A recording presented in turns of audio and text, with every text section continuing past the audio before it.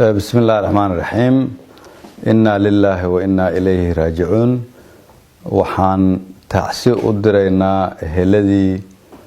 يغرابدي كبحان ضدكي كنا فواي قرحي أي جيستين أرجع حسدا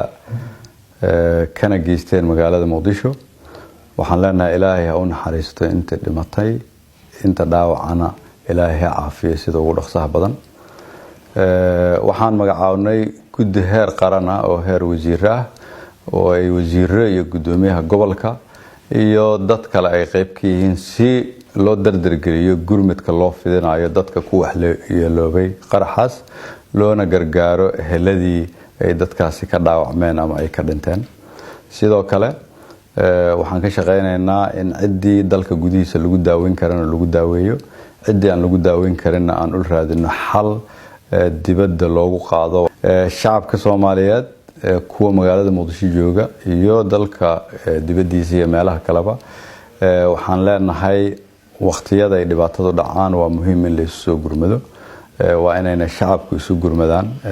xarun gargaar degdeg ah ayaa looga shaqeyn doonaa si la isugu dubarido shaqada gargaarka ee socota ugu dambeyntii dalkani waa dal dagaal ku jira argagixisaduna waxa ay beegsataa kaliya waa shacabka Soomaaliyeed waxaana rabaa inaan dadka Soomaaliyeed meel walba ay joogaan aan u sheego ummadda Soomaaliyeed niyadooda marna daciifi mayso inta laga soo afjari doono